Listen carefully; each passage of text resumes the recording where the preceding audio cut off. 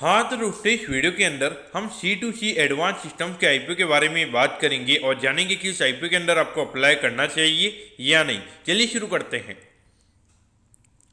तो देखिए सबसे पहले हम ये जानेंगे कि ये कंपनी क्या काम करती है। क्योंकि ये कंपनी 2018 में कंपनी स्टार्ट हुई है, यानी कि ऑलमोस्ट अगर हम देखेंगे तो 5 से 6 साल ये कंपनी को स्टार्ट हुए हो चुके हैं। तो देखिए ये कंपनी की अगर हम बात करेंगे तो मेनली यहाँ पे डिफेंस इंडस्ट्री और इसके अलावा अगर हम बात करेंगे तो ड्रोन इंडस्ट्री से रिगार्डिंग यहाँ पे जो प्रोडक्ट्स वगैरह होते हैं तो वही ये कंपनी हमें यहाँ पे बनाती हुई नजर आती है। और इसमें अगर हम कुछ यहाँ पे कंपनी के प्रोडक्ट की अगर हम बात करेंगे तो एंटी ड्रोन कमांड हो गया, फिर C4I सिस्टम्स हो गया, फिर कॉम्बैट मैनेजमेंट से रिगार्डिंग जो सिस्टम्स वगैरह होते हैं वो ये कंपनी में बनाती हुई नजर आती है। और एयर डिफेंस से रिगार्डिंग यहाँ पे जो सब सिस्टम्स वगैरह होते हैं वो ये कंपनी में बनाती हुई नजर आती है। तो ऑल ओवर देखा जाए तो करंटली अगर हम देखेंगे तो यहाँ पे मेनली ड्रोन इंडस्ट्री और उसके अलावा यहाँ पे हमें डिफेंस इंडस्ट्री से रिगार्डिंग जो ये कंपनी के प्रोडक्ट्स हैं ये हमें यहाँ पे नजर आते ही हैं। लेकिन जिसमें अगर हम देखेंगे तो यहाँ पे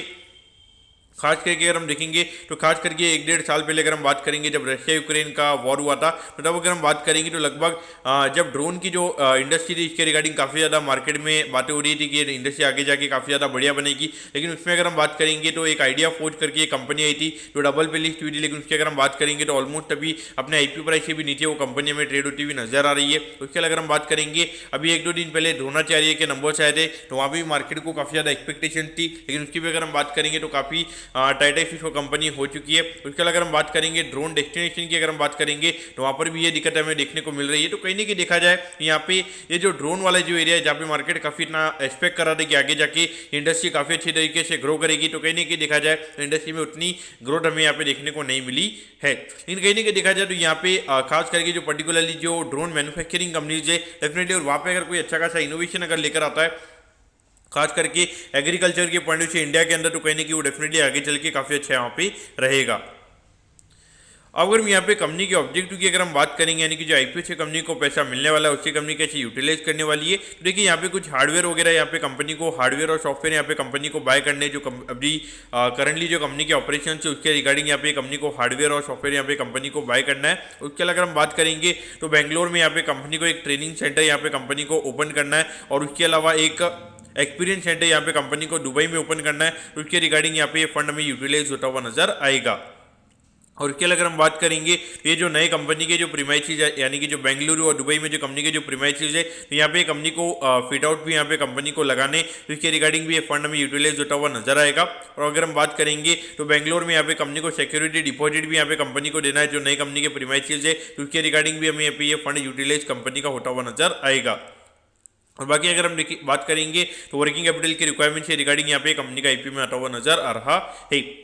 तो अगर हम मेरे पॉइंट ऑफ व्यू से अगर हम बात करेंगे तो कंपनी की अगर हम ऑब्जेक्टिव की अगर हम बात करेंगे तो पर्टिकुलरली कोई इतना ज़्यादा इंटरेस्टिंग ऑब्जेक्टिव हमें यहाँ पे नजर नहीं आता है, यानी कि आपको सिक्योरिटी डिपॉजिट वगैरह पे करना है, यानी कि सिक्योरिटी डिपॉजिट पे करने के भी आपके पास में पैसे नहीं है और उसके लिए आप आईपीओ लेकर आ रहे हो। तो कहीं ना कहीं देखा जाए तो यहाँ पे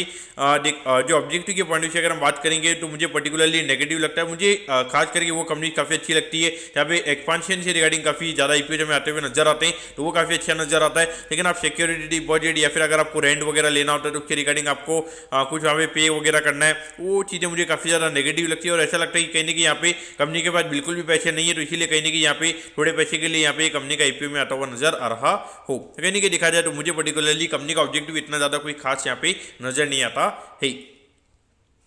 अब अगर हम कंपनी के फाइनेंशियल्स के बारे में अगर हम बात करेंगे तो कंपनी के फाइनेंशियल्स तो यहाँ पे काफ़ी अच्छे हैं। अगर हम 2022 में अगर हम देखेंगे तो हार्डली 34 लाख के लगभग ये कंपनी का रेवेन्यू का नंबर था, और अभी रिसेंटली जो फाइनेंशियल ईयर खत्म हुआ है वहाँ पे लगभग 41 करोड़ के लगभग का रेवेन्यू का नंबर हमें यहाँ पे कंपनी का नजर आता है। और अभी 6 महीने में ऑलरेडी कंपनी ने पिछले साल जो पूरा रेवेन्यू किया था उससे ज़्यादा का रेवेन्यू का नंबर हमें यहाँ पे ये कंपनी का नजर आता है। करंटली अगर हम देखेंगे तो 43 करोड़ के लगभग ये कंपनी का 6 महीने का रेवेन्यू है। अगर हम इसको एनुअलाइज करेंगे तो लगभग 90-100 करोड़ के लगभग का रेवेन्यू का नंबर हमें यहाँ पे ये पूरे फाइनेंशियल ईयर में कंपनी का देखने को मिल सकता है। अगर हम प्रॉफिटेबिलिटी की बात करेंगे तो 2022 में लगभग 2 करोड़ के लॉस में ये कंपनी में यहाँ पर नजर आती है, लेकिन अभी रिसेंटली जो फाइनेंशियल ईयर खत्म हुआ है वहाँ पे लगभग 12 करोड़ के लगभग का प्रॉफिट का नंबर में यहाँ पे ये कंपनी का नजर आता है। और अभी 6 महीने में ऑलरेडी 9 करोड़ के लगभग का प्रॉफिट यहाँ पे कंपनी ने कर लिया है, जो कि इंडिकेट कर रहा है कि लगभग 18-20 करोड़ के लगभग का एनुअल पैट हमें यहाँ पे कंपनी का देखने को मिल सकता है।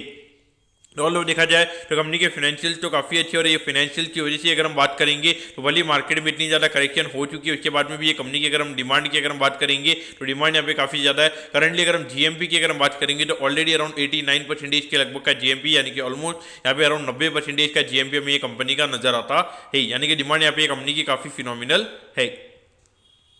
अब अगर हम आईपीओ के डिटेल्स के बारे में अगर हम बात करेंगे तो देखिए 22 नवंबर को ये आईपीओ में स्टार्ट होता हुआ नजर आएगा और 26 नवंबर को ये आईपीओ में क्लोज होता हुआ नजर आएगा। अगर हम प्राइस बैंड के बारे में अगर हम बात करेंगे तो 226 के कट ऑफ प्राइस पे कंपनी में शेयर देती हुई नजर आ रही है, और 600 शेयर का लॉट है जो यहाँ पे कंपनी का नजर आता है, यानी कि लगभग यहाँ पे 1,25,000 के लगभग आपको यहाँ पर एक लॉट को अप्लाई करने के लिए लगने वाली है। अगर हम इशू साइज की अगर हम बात करेंगे अराउंड 99 करोड़ 7 लाख के लगभग का आईपीओ का इशू साइज हमें यहाँ पे नजर आता है। ये पूरा पैसा कंपनी के पास में जाता हुआ नजर आएगा, और इसमें अगर हम रिटेल कोटा की अगर हम बात करेंगे अराउंड 35% के लगभग यहाँ पे कंपनी का रिटेल कोटा है, यानी कि लगभग 34-35 करोड़ के लगभग का रिटेल कोटा में यहाँ पे कंपनी का नजर आता है। और ये जो कंपनी में एनएससी के एसएम प्लेटफॉर्म पे कंपनी में लिस्ट होती हुई नजर आएगी। अब अगर हम एट दी एंड अगर हम टाइम टेबल के बारे में अगर हम बात करेंगे तो देखिए 27 तारीख को आपको पता चल जाएगा कि आपको अलॉटमेंट मिला है, अगर अलॉटमेंट नहीं मिलता तो 28 तारीख को रिफंड मिल जाएगा। 28 तारीख को आपके डीमैट अकाउंट में शेयर आ जाएंगे अगर आपको अलॉटमेंट मिलता है, और 29 को ये कंपनी में लिस्ट होती हुई नजर आएगी।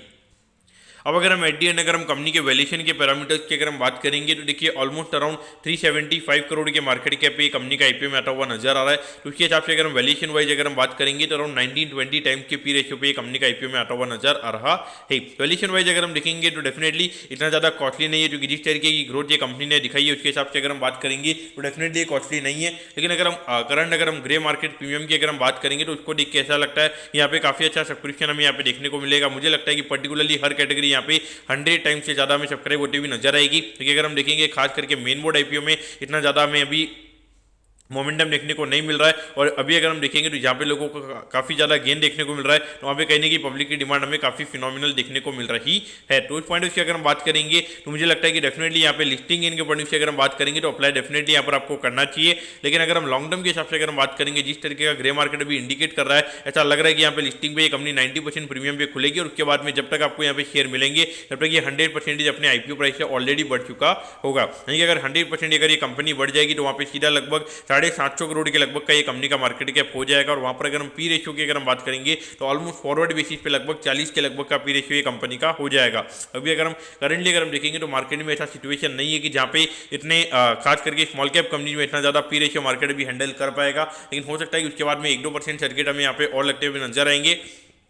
लेकिन मुझे पर्टिकुलरली लगता है कि जब आपको एकदम से यहाँ पे इसके शेयर मिलने स्टार्ट हो जाएंगे तो वहाँ पे कहीं ना कि जो बड़ा प्लेयर होगा जिसके पास में काफ़ी अच्छी क्वांटिटी में इसके शेयर होंगे वहाँ पे एग्जिट करके निकल जाएगा। तो मेरे हिसाब से पॉइंट से देखा जाए तो अगर ये कंपनी अगर 20 से 30% अगर मार्केट में कुछ अनसर्टेनिटी हो जाती है, और अगर ये कंपनी 30 से 40% के प्रीमियम पे अगर ये कंपनी खुलती है तो वहाँ पे मेरे हिसाब से बाय करना चाहिए। अगर ये कंपनी 90% के प्रीमियम पे खुलती है और उसके बाद में लगातार अपर सर्किट लगते हैं तो वहाँ पे मेरे ख्याल से अवॉइड करना सही रहेगा, क्योंकि वहाँ पे जो वैल्यूएशन हो जाएंगे तो वहाँ पर अगर वापस अगर इसने यूटर्न ले लिया तो आपके लिए वहाँ पे